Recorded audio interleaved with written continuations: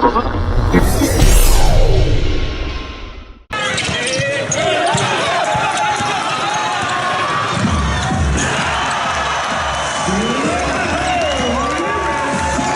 everyone, welcome to Charging Into the Postseason. I'm Ron Riggs for Chargers TV, and alongside me Trent Arnold and Justin Bryan. And we also have a special guest too in the Hobart Chargers player, Lewis Thomas. And gents, welcome. We're going to get straight into it with our wrap-up show. This is our final show. We're here at Studio B once again. It's great to be back here at Studio B. We certainly enjoyed it and loved it, as Lewis has enjoyed the catering as well too beforehand.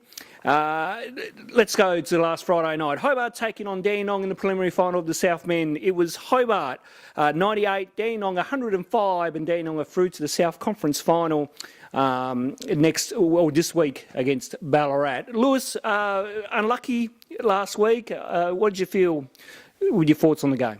I mean, we put enough points up to win the game. I think our season average is 103, but letting them score 105, you're not going to win many games that way, especially at home. So that was kind of our biggest thing there, was defensively. It was one of the reasons why kind of fell short.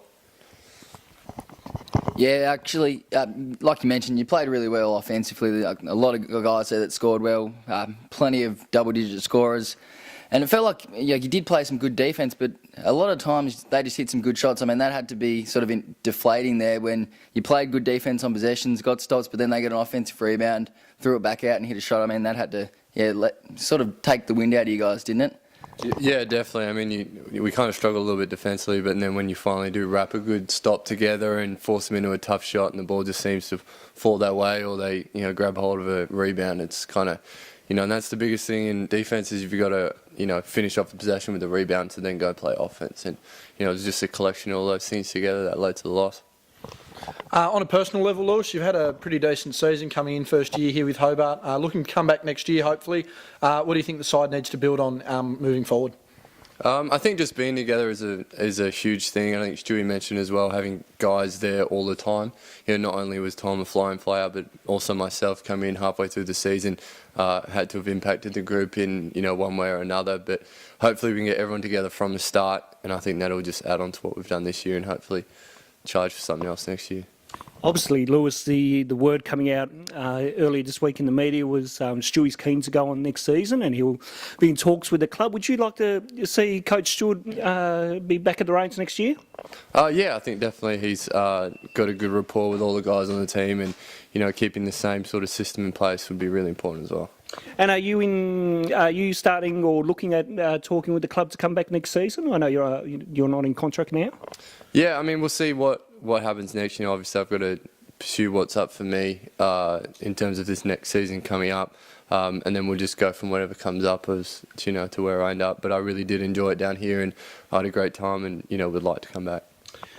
And give us your tip for Saturday night, Lewis. Ballarat taking on Dandenong. Thank you. What's your tip there, mate?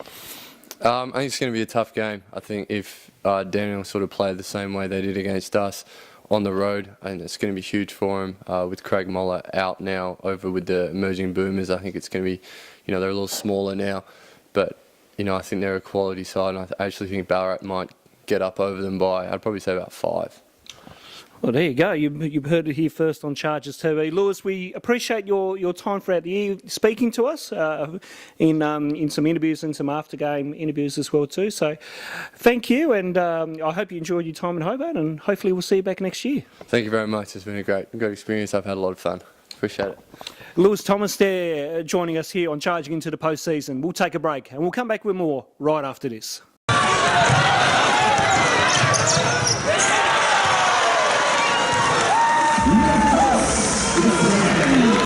And welcome back, and a big thank you to Lewis Thomas for dropping by and having a word with us here on Charging Into the Postseason. We'll now get into a bit more of a bit of a more in-depth review of last Friday night, and we'll repeat the scoreline again. Dandenong 105, Hobart 98, and boys, we were there at the game, and what were our thoughts? Trent?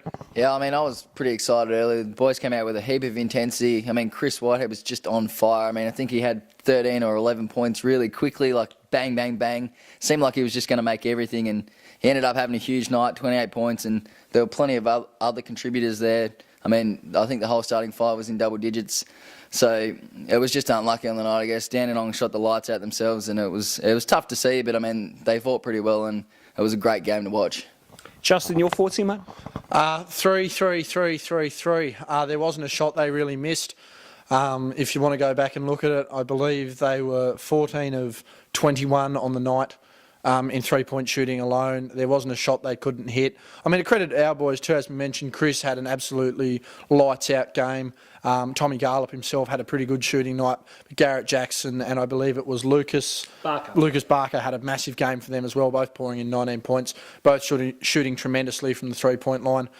We've always had good shootout games this season. This was one that unfortunately didn't go our way, and an absolute credit to Dandenong. Absolutely, JB, and certainly a great game. Good turnout as well too, just under 2,000 appearing at the Durham Entertainment Centre. And look, Dandenong shot the lights out. They played absolutely well. They just wanted a bit more than what Hobart did. Hobart seemed flat throughout stages of the game, and Dandenong rallied thanks to the youngsters in Lucas Barker and Jordan Page. The other results coming to you now from the East Conference here. It was Nunawading that absolutely annihilated the Geelong Supercats, 107-65 with Matt O'Hay 25 points and 6 rebounds, and for Geelong it was Nathan Herbert with 21 points. So it moves us to the conference finals. So in the South Conference, as we've just spoken about with Lewis, it is the Ballarat Miners taking on the Dandenong Rangers, and in the East Conference it will be Mount Gambier taking on Nunawading, which is a Friday night. Just to note, I know it says on the graphic here that it says Saturday. It's actually a Friday night game. Tip-off is at 8 o'clock, and boys will get a tip, and why?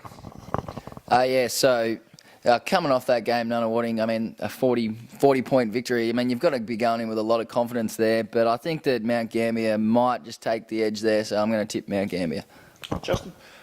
It's very hard to tip against a side that won by in excess of 40 points in their most recent game. However, Mount Gambier were the preeminent side in the whole competition for me all season, so I believe they'll continue on their way, and I'll even say they'll go as far as to win it all. And for me, it is Mount Gambier, which are aiming for 5 conference championships in a row. Mount Gambier have come off the last 4 in the south, and they're looking to grab their 5th in the east. And for me, we Mount Gambier over Nunawading in a tough one at the Ice House. It will be a sellout there. A quick shout out to a former Chargers player in Ambrose Igusta, who plays with Nunawading and has seen a bit of court time throughout the season. He'll also be suiting up for Nunawading on Friday night at the Ice House, so good luck to him. South Conference boys, let's go. Ballarat and Dandenong. Yeah, that should be a pretty good game, I think, as well. Obviously, Hobart played both of them recently. Both good games there, but I think I'm going to take the Miners for this one. I want to take Dandenong. I think their shooting form's going to stick. I mean, for us as Hobart fans, you know, both the two evils. I'll take the lesser of two evils, and I'll say Dandenong. And my tip will be Ballarat. Ballarat have been strong all year and strong at home, and the crowd there is going to get them over the line. Officially a sellout, as confirmed by Ballarat's Facebook page, and that is Saturday night, 7:30 tip-off. Also, we'll be live streaming, so check out Ballarat's Facebook page for details on that. We'll take a break, and we'll be back with the women's results after this. Yeah, we're going to shorten the season a little bit, and which I think is fantastic. Players will enjoy having a little bit of a rest. It'll pack some of the excitement into a shorter span of time, and I suppose And welcome back as we review the results from the Women's Conference preliminary finals, and we'll go to the Eastern Conference first, where it was the Geelong Supercats winning a close one against Sydney Uni, 64-57 the scoreline. Sarah Blickarps for Geelong scored 23 points and 14 rebounds. She had a double-double, while for Sydney it was Madeline O'Hare with 17 points and 5 assists. Now going into the South Conference for you. Well, this is one of the stories of the year. Absolutely. Launceston from 4th spot are through to the South Conference final this Saturday night against Bendigos. They won against Dandenong 83-78. And I watched this game on the live stream provided by Dandenong. And Dandenong were up and about early, made a really good start. Amelia Todd Hunter was on fire early. And he pulled herself a triple-double there with 20 points, 9 rebounds and 5 assists. But then Lonnie showed the passion and the heart and determination they've shown throughout the final series and had a ripper of a second half.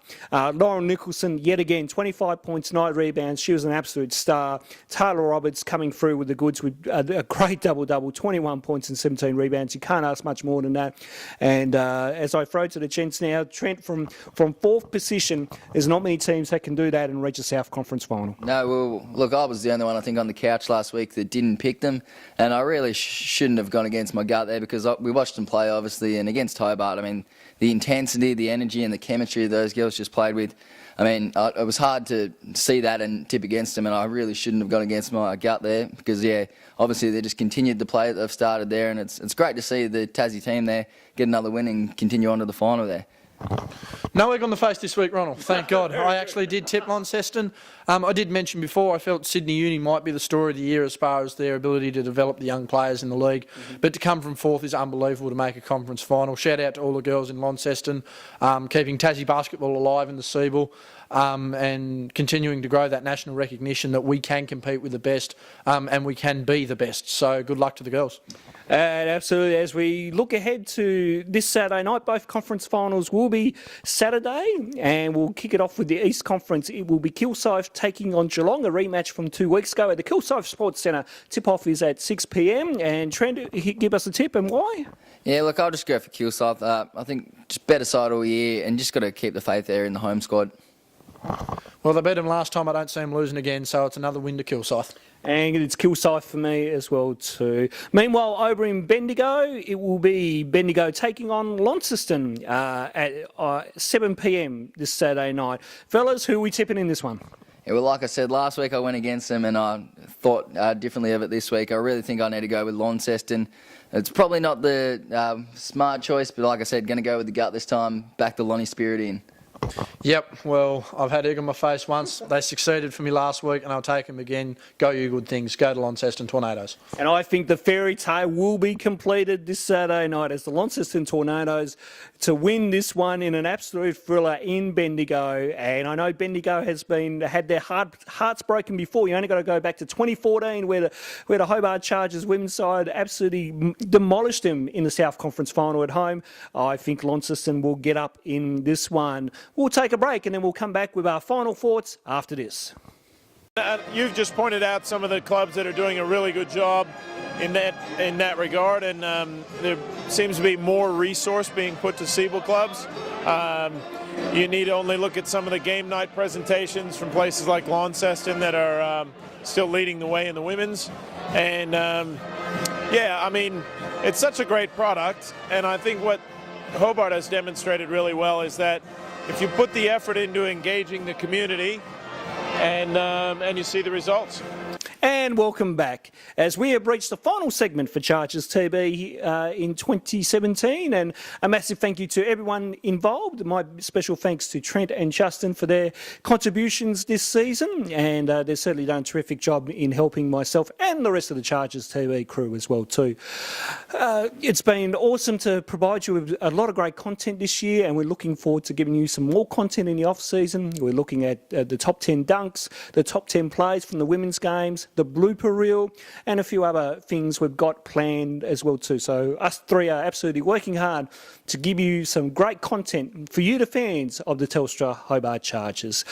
The Hobart Chargers and SBL dinner is Saturday, September 9th. Tickets are available through the Chargers Facebook page, and you'll get more details on that. It's going to be an absolute ripper of a night where we'll be announcing the MVPs for the SBL from their season, and we're announcing all the other award winners players too for the Telstra Hobart Chargers men's and women's side. Boys, it's been absolutely fantastic to be here in Studio B. It's been absolutely marvellous, and a pleasure working with you guys this year too. Some final thoughts before we wrap this one up? Yeah, it's been a great season. Thoroughly enjoyed it, and I look forward to coming back again next season and going one better. Pizza, pasta, curried sausages, chili con carne, you name it. The menu at Studio B is highly recommended by the team at Chargers TV. Oh, you've heard it here first. JB with his special comments about catering. You'll never get any better than that. Well, on behalf of Trent Arnold, Justin Bryan, I'm Ronald Riggs. This is Chargers TV signing off, and we'll see you again next time.